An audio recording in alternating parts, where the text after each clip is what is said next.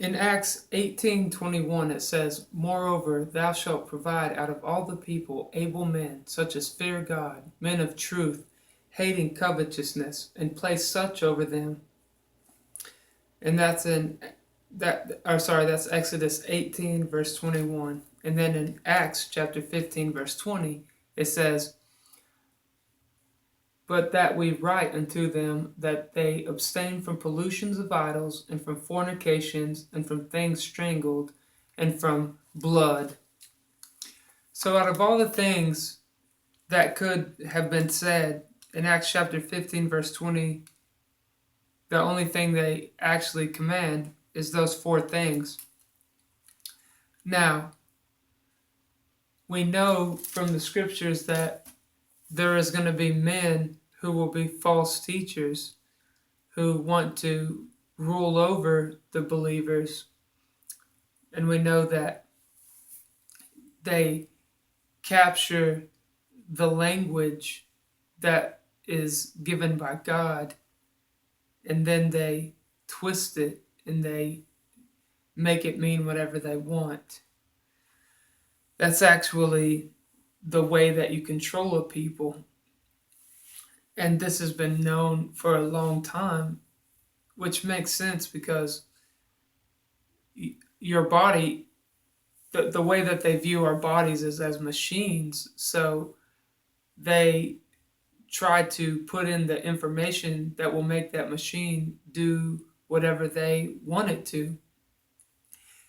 You can only do what's in your head unless something happens to where you can begin to see the problems and begin to articulate in some manner, whether it's by metaphor, all language is metaphor, and actually begin to resist what is being put into your head, and then begin to, in some kind of artistic manner, begin to relay what you're experiencing.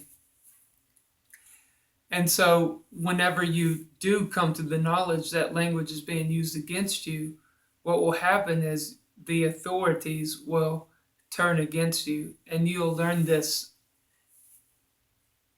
from using language to your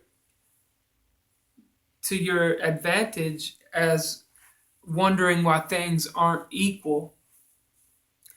So eudaimonism, a well distribution, and daemon is where you get the word devil, is what America was founded on. You can just type in define eudaimonism, EUDAIMONISM, eudaimonism.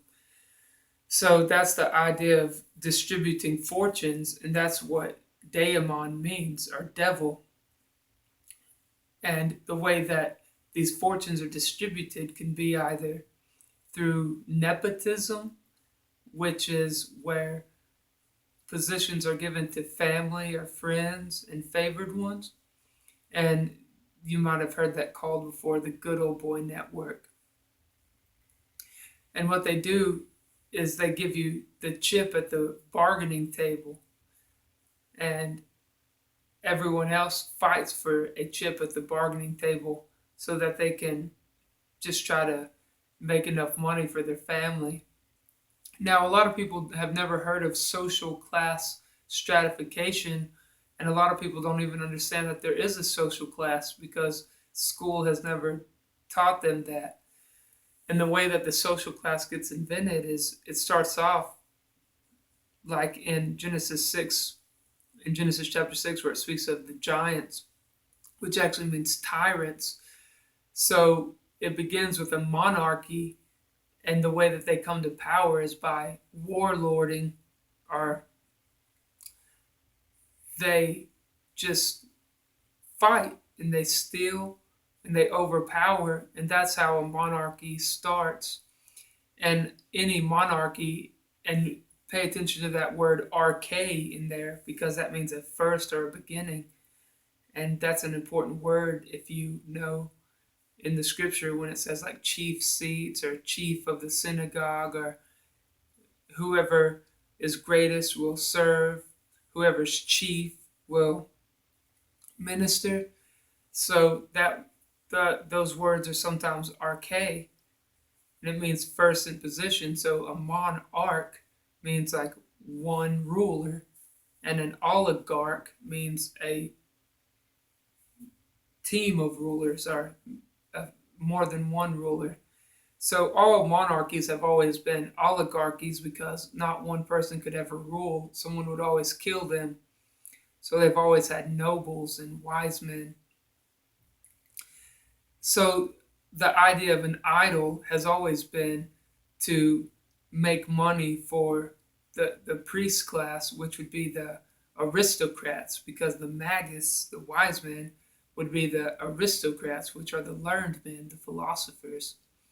And they began to take control long ago. Like as Adam and Eve, Eve represents the one who brings the philosophy, and that's where the word Sophia is in relation to the goddess of wisdom.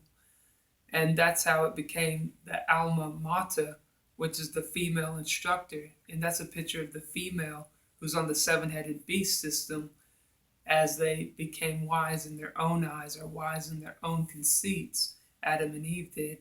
And that just carried on to Babylon, Persia, Greece, and Rome under the form of these elite colleges or this elite knowledge. And that's what we would call like an aristocracy, which is the leaders of the educated and the way that they would rally around trees in a college or a campus.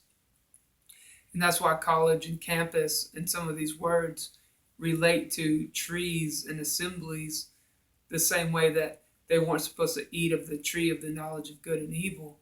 And even the tree is the picture on the symbol for the American sect of government, the Department of the Education is a symbol of a tree. And if you look up campus, its etymology will relate you back to a tree.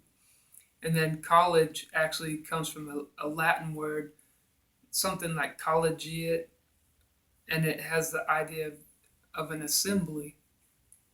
And the scripture calls men trees, like as when Jesus was healing the blind man and he put the mud in his eyes, he spit in it, or the clay, and the person said, I see the men as trees. And in Psalm 1 it says that the people who obey God and follow God and meditate on his word day and night are as trees planted by the rivers, and they bring forth their fruit in season. And the scripture says you'll know a man by their fruit. And then in Galatians 5, it speaks of the corrupt fruit and the good fruits. So, and understanding that language and the symbolism behind it, for the good fruits are for the bad fruits. So, an adulterer, for example, the scripture says, ye adulterers and adulteresses, know ye not that friendship with the world is enmity with God? Therefore, whosoever will be a friend of the world is an enemy of God.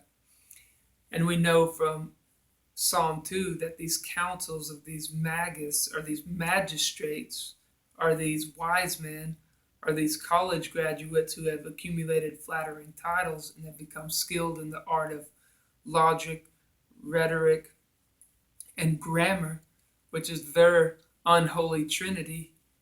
And they, just as in the spirit of the Hermetic doctrines or the Hermes doctrines, as in hermeneutics, they have these globalist ideas that there was one pure religion that all religions come from, and you can be that seen propagated in the form of the even Alexander Hislop when he speaks of how Egypt, Babylon, and India all had a triune form of a henotheism where there was these chief gods among the polytheistic gods. And you can see that even now how people are still polytheistic and pantheistic, where they worship water, or they worship what they believe to be the god of the water, or they worship the trees. That would be pantheism, worshiping the trees, the stars, and the earth,